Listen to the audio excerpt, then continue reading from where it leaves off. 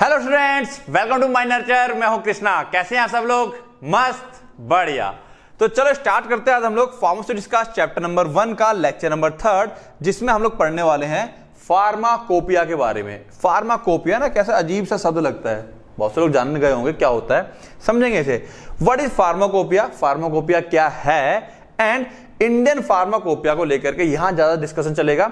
कुछ और फार्माकोपिया है, ब्रिटिश फार्माकोपिया है ना, यूनाइटेड स्टेट फार्माकोपिया, जिनके बारे में हम नेक्स्ट लेक्चर में डिस्कस करेंगे, वरना ये लेक्चर काफी लेंथी हो जाता।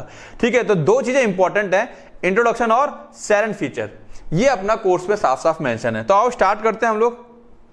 क्या है फार्माकोपिया और क्या समझना है हमको इससे। तो देखो क्या कह रहा है, it is derive from Greek word. कहां से आया ये ग्रीक वर्ड? हमें पता है लैटिन और ग्रीक, ज्यादातर शब्द वहीं से लिए जाते हैं, क्योंकि ओल्ड टाइम पे जो साइंटिस्ट वगैरह थे सब कुछ वहीं से आ रहा था, तो वहीं से सारे शब्द लिए जाते हैं।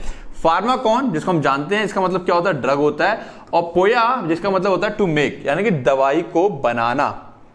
ठीक है, तो दवाइयों को बनाने के लिए एक ऐसी किताब जहां सारा रेफरेंस लिखा होगा कि इतना इतना इतना लेना है तो ये मेडिसिन बन जाएगी, इससे कम ज्यादा होगा तो नुकसान हो जाएगा, ये सारे टेस्ट होंगे, अगर ये टेस्ट मैच करता है तो दवाई ठीक है, ये टेस्ट मैच नहीं करता तो दवाई खराब है, वगैरह वगैरह वगैरह सारी चीजें यहां लिखा हुआ है। ग्रंथ है एक तरह से कह सकते हैं। ठीक है, लिटरली मतलब सच में, इट मीन्स दैट, इसका मतलब है it is a list of it is a list of medicinal substance. जितनी भी दवाइयां हैं, दवाइयों को मेडिसिन कहते हैं। मेडिसिनल सब्सटेंस, क्रूड ड्रग, कच्चा है ना, जहां से बनेगा वो, एंड फॉर्मूले, और क्या है वहां पे फॉर्मूले मौजूद है, for making preparation from them. ठीक है ना, जिससे कि हम उससे मिलके क्या बना पाए, उनकी हेल्प से प्रिपरेशन को बना पाए जो हम दवाइयां बनाना चाहते हैं। तो इसके अंदर ये सारी चीजें होती हैं। आगे आए, it is a legal and official book. ये लीगल है, सरकार बना के, सरकार कुछ लोगों को जिम्मेदारी देती है, वो लोग बनाते हैं, और ऑफिशियल बुक होती है किसी भी कंट्री के लिए। हर एक कंट्री की अपनी थोड़ी अलग होती है। इशूड बाय रिकॉग्नाइज्ड अथॉरिटी, एक खास अथॉरिटी होती है, वही इसको क्या करती है, बनाती है या बनवाती है। Usually appointed by government of each country. वो जो अथॉरिटी होती है वो किसके द्वारा अपॉइंट की जाती है, government of that country. It comprises, इसके अंदर क्या क्या होता है, लिस्ट ऑफ फार्मास्यूटिकल सब्सटेंस, जितने भी दवाइयों वाले सब्सटेंस होंगे उनकी पूरी लिस्ट होगी, फॉर्मूले होंगे along with their descriptions and standard. उसके अंदर उनका डिस्क्रिप्शन होगा पूरा A to Z, और सारा जो स्टैंडर्ड फॉर्म में कैसी होती है वो सब लिखी होंगी बातें। The book contain the standards of drugs and, है ना, स्टैंडर्ड्स ऑफ ड्रग का सारा standard and other related substances are known as pharmacopoeia. ऐसी बुक जिसके अंदर स्टैंडर्ड ड्रग्स के सारे स्टैंडर्ड फॉर्म लिखी हुई है, या उससे रिलेटेड सब्सटेंस के बारे में सारा स्टैंडर्ड फॉर्म में लिखा हुआ है, ऐसी किताब को हम लोग कह देते हैं फार्माकोपिया। ऐसी किताब को क्या कह देते हैं, फार्माकोपिया। एंड फॉर्मुलरीज, या उसको हम लोग क्या बोल देते हैं, फॉर्मुलरी बोल देते हैं, है ना। Collectively these books are known as compendia. इन बुक्स को कलेक्टिवली क्या नाम दिया जाता है, कंपेंडिया बोला जाता है। क्या बोला जाता है, कंपेंडिया। ठीक है, द फार्माकोपियास और formularies contain a list of drug. Pharmacopoeia में या फॉर्मुलरी में एक ड्रग की लिस्ट होती है, एंड अदर रिलेटेड सब्सटेंस, और दूसरे इन ड्रग से रिलेटेड जुड़े हुए कुछ सब्सटेंस की लिस्ट होती है, रिगार्डिंग देयर, क्या क्या होगा उसके अंदर, सोर्स, कहां से पाए जाते हैं, मोनोग्राफ। अब देखो मोनोग्राफ टर्म बार बार आएगा। मोनोग्राफ का मतलब होता है means collection of detailed information on a drug. किसी ड्रग के बारे में ना पूरी फुल डिटेल इंफॉर्मेशन जब होती है तो उसको हम लोग क्या बोल देते हैं, मोनोग्राफ बोल देते हैं। स्टैंडर्ड्स, उसके स्टैंडर्ड फॉर्मेट लिखा होता है, टेस्ट लिखे होते हैं, फॉर्मूले लिखे होते हैं फॉर प्रिपेयरिंग द सेम, है ना, उनको प्रिपेयर करने के लिए फॉर्मूले लिखे होंगे। एक्शन एंड यूजेस, उनका क्या एक्शन होगा, क्या यूज होगा, क्या डोज होगी, कैसे स्टोर किया जाएगा, सारी बातें उसके अंदर लिखी रहती हैं। बात समझ में आ रही है। These books are prepared under the authority of government of the respective country। जैसे ऊपर बात की, हर एक कंट्री जो सरकार होती है वो अथॉरिटी देती है कुछ लोगों को, और वो उनको बनाते हैं। These books are revised from time to time। समय समय पे इस बुक को रिवाइज किया जाता है ना, चेंजेस वगैरह कुछ आते हैं तो डाले जाते हैं इसके अंदर, as to introduce the latest information. अगर कोई लेटेस्ट इन्फॉर्मेशन है, कोई नई खोज होगी तो वो सब चीजें डालनी होती है, और कोई पुरानी खोज जो उसके अंदर लिखी हुई है वो अगर खराब है या लॉन्ग टाइम में इफेक्टिव नहीं तो हटा दिया जाएगा। ठीक है। Latest information available as early as possible after they become establish, है ना, जब वो बन जाते हैं उसके बाद नई नई इन्फॉर्मेशन उनके अंदर ऐड होती रहेंगी, रिवाइज, इसे हम कहते हैं रिवाइज होते रहते हैं। In order to keep the size of book within reasonable limit. अब ऐसा नहीं है कि भरते जा रहे हैं किताब ऐसी लंबी चौड़ी मोटी सी होती जा रही है, ये काम नहीं करना होता है, हमको उसकी साइज को भी रीजनेबल लिमिट में रखना है। It become necessary to omit मतलब हटा देना certain less frequently used drug, जो ड्रग बहुत कम इस्तेमाल में आ रहे हैं या इनका इस्तेमाल ना के बराबर है उनको हटाते चलेंगे। एंड फार्मास्यूटिकल एडजुवेंट्स, है ना, उन लेस फ्रिक्वेंटली ड्रग्स को और फार्मास्यूटिकल एडजुवेंट्स होते हैं गुणवर्धक औषधियां, या कुछ डायरेक्ट ड्रग ना होकर के कुछ ऐसी होती है जिनके अंदर ड्रग जैसी चीजें मतलब ठीक करने की क्षमताएं पाई जाती हैं, तो एडजुवेंट्स कहा जाता है, गुणवर्धक औषधि जो होती हैं। From each new edition of the book, जब जब नया एडिशन आएगा, ठीक है ना, बुक बहुत मोटी ना हो जाए तो पुरानी चीजों को जो बेकार होती है हटा दी जाती है, नई चीजें ऐड कर दी जाती हैं। Therefore in each new edition of these books, हर एक नई एडिशन में certain new monographs are added. अब मोनोग्राफ का मतलब पता है ना, मैंने बता दिया मोनोग्राफ क्या होता है, नए मोनोग्राफ ऐड किए जाते हैं, while the older ones are deleted, पुराने वाले हटा दिए जाते हैं। बात समझ में आ गई। For the preparation of these books, इनकी प्रिपरेशन के लिए एक्सपर्ट ओपिनियन, ऐसे ही नहीं किसी को उठा के रख दिया कि कौन बनाएगा, एक्सपर्ट होते हैं, मेडिकल प्रैक्टिशनर होते हैं, डॉक्टर्स हो सकते हैं, टीचर्स हो सकते हैं, फार्मास्यूटिकल मैन्युफैक्चरर्स हो सकते हैं, उनकी हेल्प लेकर के ये बुक को तैयार किया जाता है। बात समझ में आई। क्लासिफाई करें अगर हम लोग किसकी, फार्माकोपिया की, तो दो तरीके से क्लासिफाई कर सकते हैं, ऑफिशियल और नॉन ऑफिशियल। ठीक है, कंपेंडिया बोल दिया, ठीक है।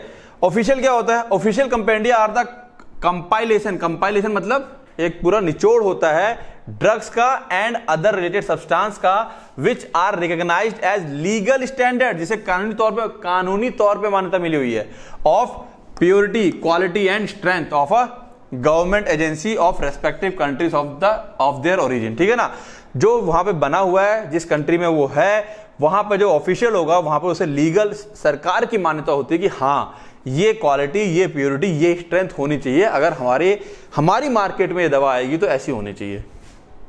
एग्जाम्पल, ब्रिटिश फार्माकोपिया को बीपी कहते हैं, ब्रिटिश फार्मास्यूटिकल कोडेक्स को बीपीसी कहते हैं, इंडियन फार्माकोपिया को IP, United State pharmacopoeia USP, national formulary NF, the state pharmacopoeia of USSR and pharmacopoeias of other country. तो ये सारी फार्माकोपिया ऑफिशियल हैं। नॉन ऑफिशियल की बात करें अगर, the book other than official drug compendia, जिसके अंदर ड्रग्स तो होंगे लेकिन वो ऑफिशियल नहीं होती है, which are used as secondary reference source, जो कि सेकेंडरी रेफरेंस सोर्स होती है, जस्ट नॉलेज के लिए, समझने के लिए, बट ऑफिशियल नहीं होगी। For drug and other related substance are known as non official drug compendia. Example क्या है, Merck Index, extra pharmacopoeia, Martindale, United State dispensary etcetera. ठीक है, तो अभी यहां पर हम इन बुक्स में हम डिटेल में नहीं जाएंगे, ये एग्जाम्पल तुम्हें याद रखने हैं, ठीक है ना। और अगर कोई डाउट होगा तो उसको फिर देखेंगे क्लास में, समझेंगे, जब लाइव क्लास लेंगे तो उनमें सब चीजों को क्लियर कर लेंगे अगर कोई ज्यादा डाउट होता है। ये अभी बस इतना ही हमारे पास, ठीक है। आगे आते हैं, लिस्ट ऑफ फार्माकोपिया। तो अब तुम लोगों को लगता हो क्या इतनी फार्माकोपिया, देखो टोटल 26 यहाँ लिखी हुई है मैंने, अर्जेंटाइन, ऑस्ट्रियन, बेल्जियन, ब्राजीलियन। हमारे पास इंपॉर्टेंट कौन आएगा, British, European, Indian, international, United state, है ना। बात होगी हर कंट्री की अपनी फार्माकोपिया होती है। यहां से तुम लोगों को आइडिया लग गया कि हर कंट्री अपनी एक फार्माकोपिया बनाती है, ये बड़ी फेमस फार्माकोपियाज हैं। अब बात कर लेते हैं इंडियन फार्माकोपिया की, जो कि हमारे कोर्स में भी है, वो भी कोर्स में था फार्माकोपिया, ठीक है। इंट्रोडक्शन हो गया उसका कि होती क्या है और क्या रहता है उसके अंदर। अब इंडियन फार्माकोपिया, इसके जरा इंट्रोडक्टरी पार्ट में जाए तो देखो बेटा, जब इंट्रोडक्टरी पार्ट है तो यहाँ पे कोई मेंशन नहीं, इंट्रोडक्शन में हमें देना क्या है। तो हम थोड़ा सा यहाँ पर इसकी हिस्ट्री के बारे में बात कर लेंगे, कहाँ से आई है, और थोड़ी सी बातें कौन कौन इसके चेयरमैन वगैरह रहे, किन किन ने बनाए, किस ईयर में पब्लिश हुई, ये सब बातें इसके अंदर इंट्रोडक्टरी पार्ट में आ जाएगा, जिससे क्या है 1 मार्क्स क्वेश्चन तुम्हारे यहीं से उठेंगे। यहाँ पर आगे आते हैं, तब pharmacopoeia is published in fulfilment of, अब देखो बात समझो क्या कह रहा है, the Indian pharmacopoeia IP is published in fulfilment of the requirement. इसको पब्लिश किया जाता है ताकि वो कुछ रिक्वायरमेंट को फुलफिल कर सके। कौन सी रिक्वायरमेंट है, of the drug and cosmetic act 1940, इसकी रिक्वायरमेंट को पूरा कर सके, एंड रूल्स देयर अंडर, ठीक है ना। और उसके अंदर के जो रूल है उनको पूरा करती हुई ये किताब पब्लिश की जाती है। इट प्रिस्क्राइब, ठीक है, यानी कि ये बुक जो है इस लॉ के अकॉर्डिंग पब्लिश की जाती है। इट प्रिस्क्राइब द स्टैंडर्ड, क्या बताती है ये? It prescribe the standards for the drugs, drug की स्टैंडर्ड फॉर्म के बारे में बात करेगी। प्रोड्यूस की स्टैंडर्ड फॉर्म कैसे प्रोड्यूस की जाती है, मार्केटेड इन इंडिया, या स्टैंडर्ड फॉर्म कौन सी मार्केट की जाएगी इंडिया में, एंड दस contributes in the control and assurance of the quality, और इस प्रकार वो कंट्रोल और सुनिश्चित करती है क्वालिटी ऑफ मेडिसिन को हमारी कंट्री में। ठीक है, ये फार्माकोपिया के आधार पर ही सारी चीजें, सारी फैक्ट्री, सारे मैन्युफैक्चरर इस फार्माकोपिया के आधार पर काम करते हैं, जिससे कि कंट्रोल बना रहता है दवाइयों पर, है ना, फर्जी दवाइयां मार्केट में नहीं आएंगी, एश्योरेंस बना रहता है, एक सुनिश्चित बना, एक एश्योरेंस कह, एश्योर हो जाओ, एक ना कि निश्चिंत रहो, एक निश्चिंतता आ जाती है मेडिसिन को लेकर कि हाँ कि ये दवाइयां हमारे लिए सेफ हैं।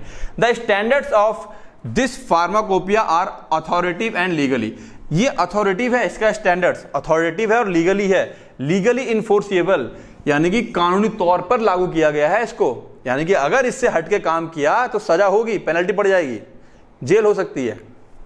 इट इंटेंड्स, इसकी इच्छा है, ये चाहता है, इसकी क्या हम कहते हैं, तुम्हारी क्या इच्छा है, इट इंटेंड्स, ये चाहता है, to help in the licensing of manufacturing units, inspections and distribution of the medicine, ये इंटेंट इसका ये चाहता है कि लाइसेंस लो या मैन्युफैक्चरिंग करो या इंस्पेक्शन वगैरह डिस्ट्रीब्यूशन, वो सब इसके ही आधार पर होना चाहिए। For the preparation of pharmacopoeia of India, India की फार्माकोपिया जब प्रिपेयर हुई थी, the pharmacopoeias of other countries like British, Europe, United State, USSR, Japan and the national formulary of USA and Merck Index were consulted, जिस time पहली बार इसको बनाया गया था तो इन चीजों को देखते हुए, दिमाग में रखते हुए, कंसल्ट करके इनको मतलब कंसल्ट किया गया, देखा गया कि इनकी हेल्प ली गई। The person working in pharmaceutical industries, drug control laboratory, जो लोग फार्मास्यूटिकल इंडस्ट्री में, ड्रग कंट्रोल लेबोरेटरीज में, रिसर्च में एंड टीचिंग इंस्टीट्यूट में काम करते हैं, वो take participation in the preparation of IP, वही सब लोग पार्टिसिपेट करते हैं आईपी को बनाने में। तो कौन कौन लोग होते हैं इसके अंदर? फार्मास्यूटिकल इंडस्ट्री से कुछ लोग हो सकते हैं, ड्रग कंट्रोल लेबोरेटरी से कुछ लोग हो सकते हैं, रिसर्च वाले हो सकते हैं, टीचर हो सकते हैं, बहुत सारे लोग हो सकते हैं। ठीक है, under the drug and cosmetic act 1940 the Indian pharmacopoeia is a official book, ये एक ऑफिशियल बुक है, which contain the standards for drug and other related substance. इसके अंदर फार्माकोपिया के अंदर drug contain standards for drug, drug का standards और other related substance होते हैं इंक्लूडेड इन द फार्माकोपिया।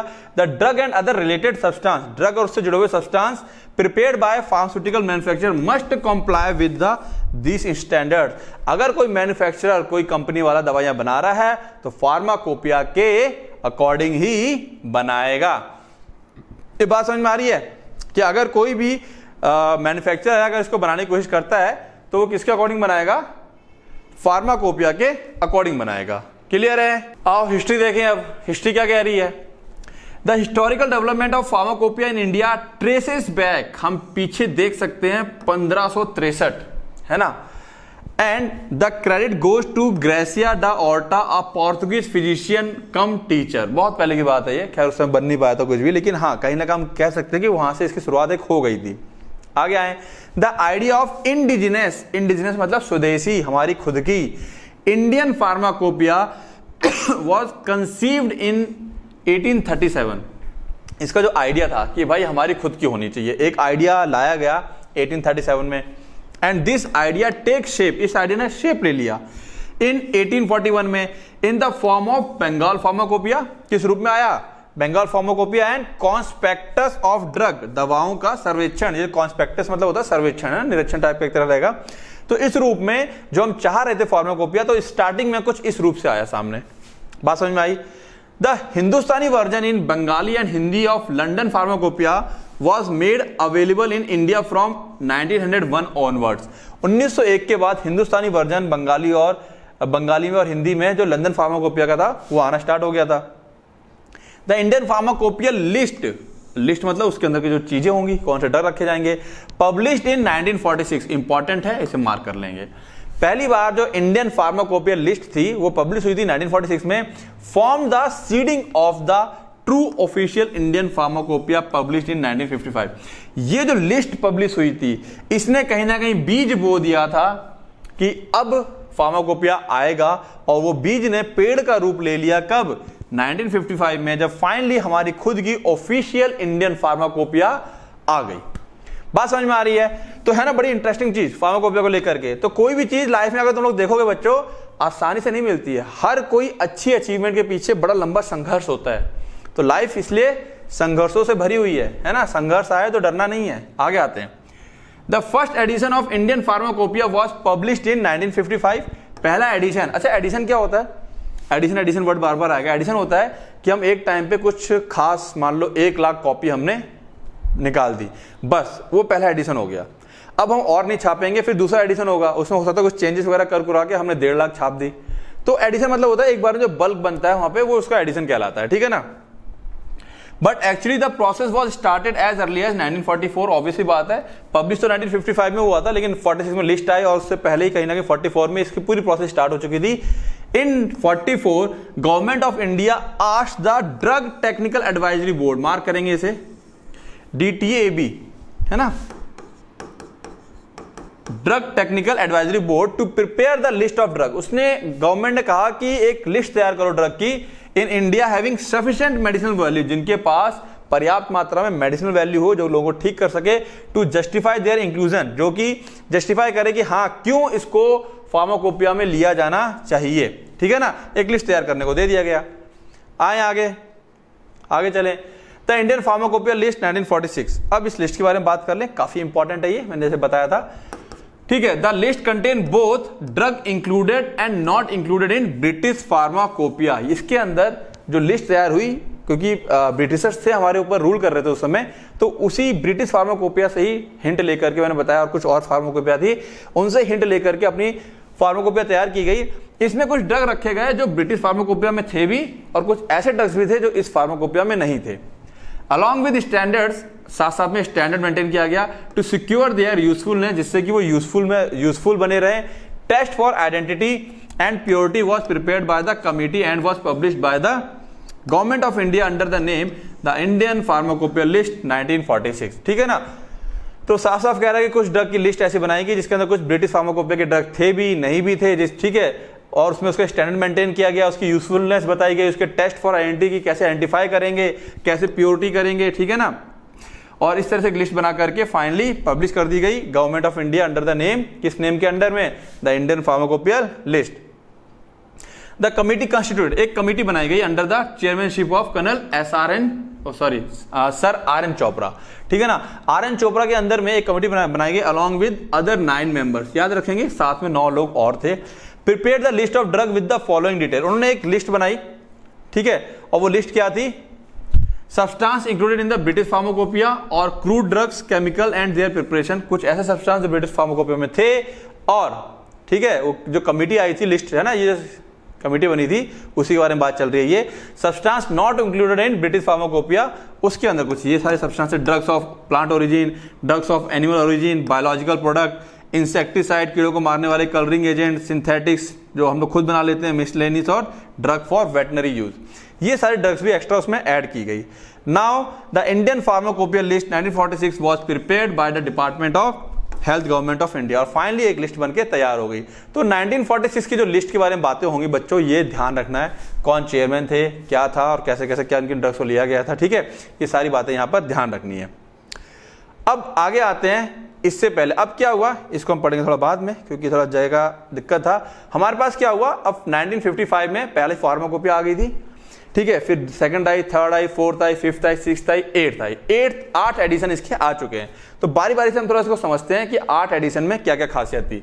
तो देखो क्या क्या है यहाँ पर।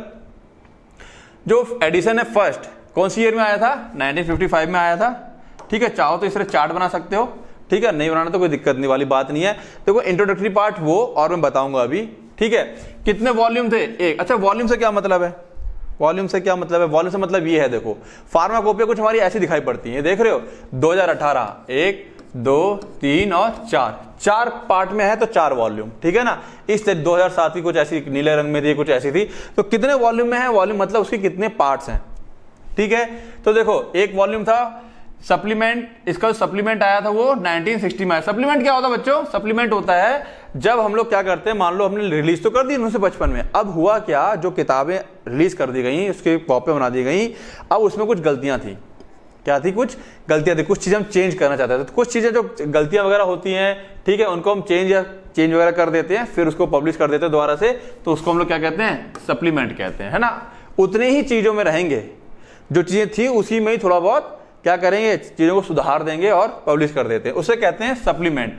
अडेंडम क्या होता है, कोई बिल्कुल एक नई चीज ऐड कर दे जो पहले थी ही नहीं, तब उसे हम कहेंगे एडेंडम, ठीक है। चेयरमैन कौन थे, बीएन घोष, और फीचर इसके क्या थे, 986 मोनोग्राफ थे इसके। कितने मोनोग्राफ थे, 986, ठीक है। सेकंड कब आया था, 1966 में आया था, वॉल्यूम एक ही था। सप्लीमेंट आया था 1975 में। उस सप्लीमेंट में हुआ क्या था, 126 नए मोनोग्राफ ऐड किए गए थे और 250 अमेंड किए गए थे। 250 क्या कर दिया, अमेंड मतलब ठीक किया गया था, कोलरा वैक्सीन को हटा दिया गया था। चेयरमैनशिप में किसकी थी, मुखर्जी के, डॉक्टर बी मुखर्जी, और इसके अंदर 274 monograph deleted and 93 new added. Then third edition 1985 में आया, जो 2 वॉल्यूम में था। कौन थे इसके चेयरमैन, डॉक्टर नित्यानंद जी थे। 261 मोनोग्राफ एडेड एंड 450 डिलीटेड, मतलब यहीं पे चल रहा है। अब ये हो गया, अब इतने ऐड किए, इतने डिलीट मार दिए। और ये एडेंडम आया 89 में, 46 एडेड एंड 186 अमेंड, 46 ऐड कर दिए गए और यहां अमेंड किया गया। एक और एडेंडम आया 91 में, जिसमें 62 मोनोग्राफ ऐड किए गए, 110 को अमेंड मतलब होता है उनमें करेक्शन कर देना, कुछ ठीक कर देना, ठीक है। देन फोर्थ आया हमारे पास, फोर्थ आया 1996 में, 2 वॉल्यूम में था। चेयरमैन अगेन डॉक्टर नित्यानंद जी थे। 1149 टोटल मोनोग्राफ हो चुके थे। पुराने वाले से कंपेयर करें तो 294 नए ऐड किए गए थे और 110 डिलीट कर दिए गए थे, ठीक है। इसका एडेंडम आ गया था 2000 में, 42 न्यू एडेड। अब ये चीज ध्यान रखना, वेट सप्लीमेंट कब, कौन से उसमें आया था, वेट सप्लीमेंट आया था 4th एडिशन में। वेट सप्लीमेंट कब आया था, 4th एडिशन में, ठीक है ना। 208 एडेड, ठीक है ना, 208 मोनोग्राफ ऐड किए गए थे, वेटनरी है ना, जानवरों को लेकर के। एडेंडम एक आया था 2002 में, एक आया था 2005 में। फिफ्थ की बात करें तो फिफ्थ वाला क्या था, 2007 में आया, 3 वॉल्यूम में था ये। एडेंडम 2008 में आया। यहां पे अगेन डॉक्टर नित्यानंद जी मौजूद हैं। अब यहां पर क्या वॉल्यूम अब चीजों थोड़ा चेंज किया गया। उसमें क्या, वॉल्यूम 1 के अंदर क्या था, contain journal notices and journal chapters, क्या क्या चीजें रहेंगी। वॉल्यूम 2 और 3 के अंदर कंटेन जर्नल मोनोग्राफ्स, यहां मोनोग्राफ्स मौजूद हैं on drug substance, doses form and pharmaceutical ads. Pharmaceutical ads मतलब जो फार्मास्यूटिकल में सहायता करते हैं, हेल्प करते हैं, है ना, एड्स होते हैं सहायक। तो इस तरीके से 3 वॉल्यूम को यहां पे जिक्र किया गया है। 6th आता है 2010 में, इसे भी 3 वॉल्यूम में था। एडेंडम आया था इसका 2012 में। यहां पर जो चेयरमैन थे वो कौन थे, श्री के चंद्रमौली थे। अब 3 वॉल्यूम की बात करें तो वॉल्यूम 1 के अंदर contain the notice preface, the structure of the IPC, है ना, आईपीसी का स्ट्रक्चर, कौन कौन उसके मेंबर थे, कैसे कैसे बनता है करके। एक्नॉलेजमेंट था, introduction and the journal chapters, ठीक है, उसके बारे में सारी बातें वॉल्यूम 1 में थी।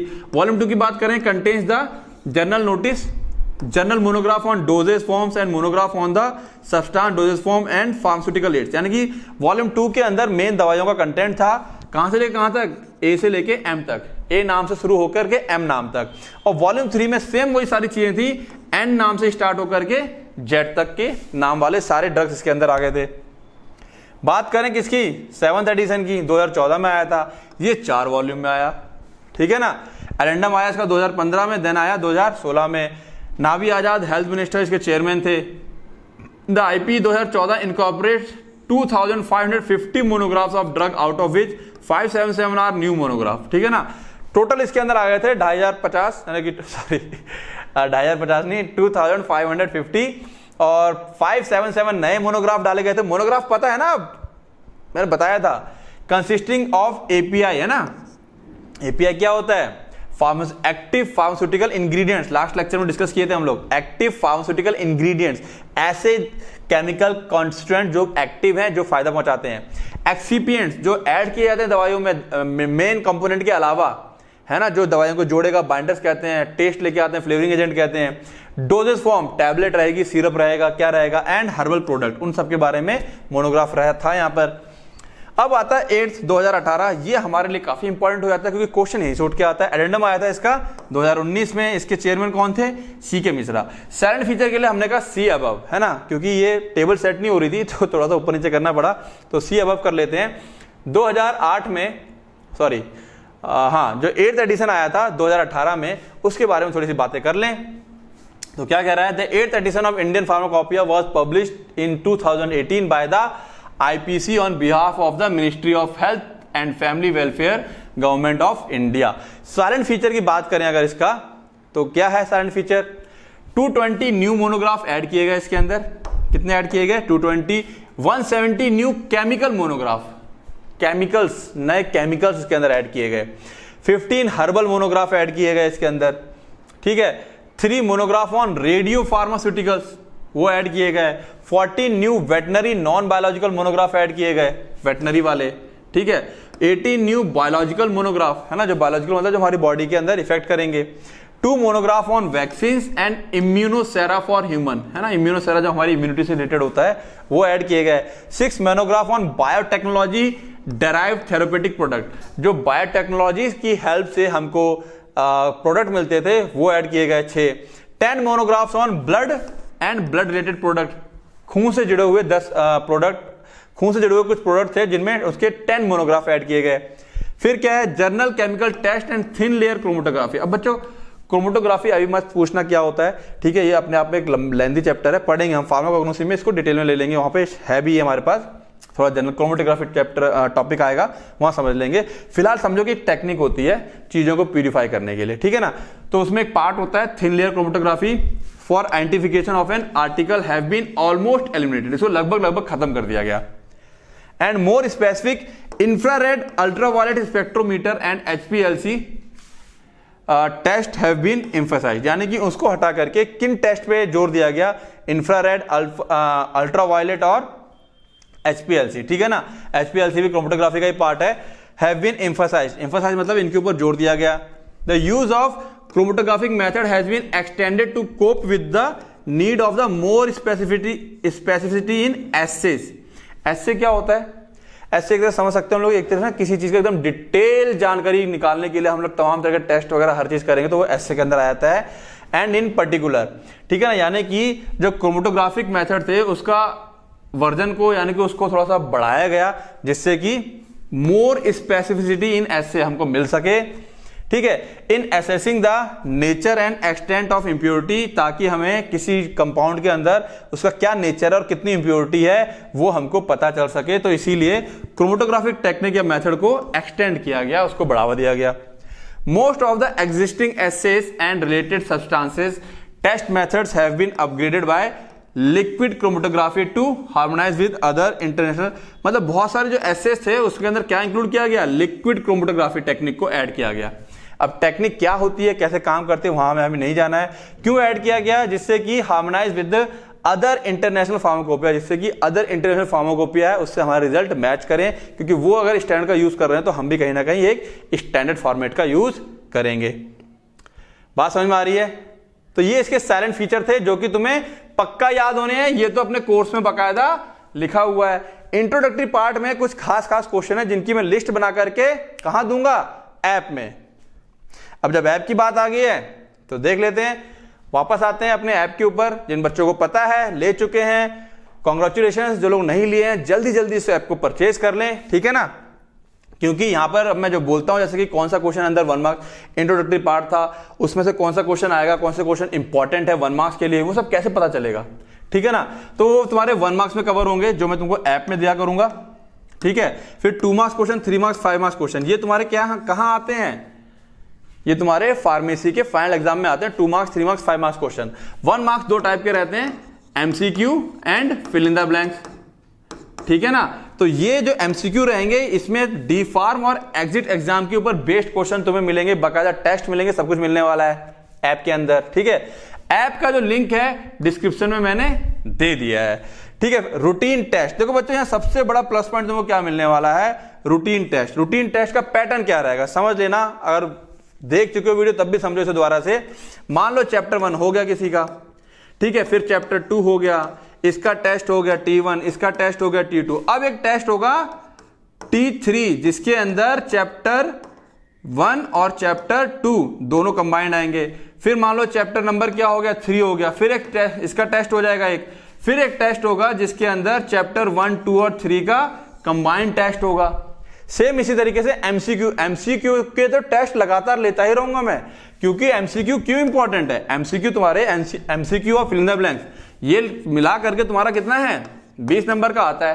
कितना आता है 20 नंबर का, प्लस तुम्हारा पूरा एग्जिट एग्जाम इसी एमसीक्यू पे डिपेंड है, ठीक है ना। तो इसके जितने ज्यादा टेस्ट दोगे उतना ज्यादा फायदे में रहोगे और उतना ज्यादा रिलैक्स हो जाओगे। और एक चीज, मेरे जो नोट्स हैं सभी लेक्चर के नोट्स, हर एक लेक्चर के नोट्स डिस्क्रिप्शन में लिंक दिया हुआ है, जहां पर ये मिलेगा इस ऐप का लिंक मिलेगा। प्ले स्टोर पर डायरेक्ट जाके ले सकते हो, जिनको आता है, जिनको नहीं पता कहां से लेना है, डिस्क्रिप्शन में इसका लिंक दे देता हूं मैं, वहां से क्लिक करेंगे सीधा स्टोर प्ले स्टोर पर पहुंच जाएंगे, वहां से डाउनलोड कर लें। उसके बाद भी अगर कोई डाउट रह जाता है तो don't fear, mind nurture is here, है ना। मैं यहां पर हूं, डरने की जरूरत नहीं है, बिल्कुल बिना झिझके कॉल करें इस नंबर पे। जो भी हेल्प चाहिए ऐप से लेकर कैसे क्या यूज करना वो मैं बताऊंगा, ठीक है। बहुत अच्छा ऐप है आप लोगों के लिए, इससे बेस्ट कुछ मिलेगा नहीं आप लोगों को, और आपके लिए डी फार्मा एकदम हलवा हो जाएगा और एग्जिट एग्जाम भी हलवा हो जाएगा। जब इसको यूज करोगे तब ये समझ में आएगा। क्लियर है?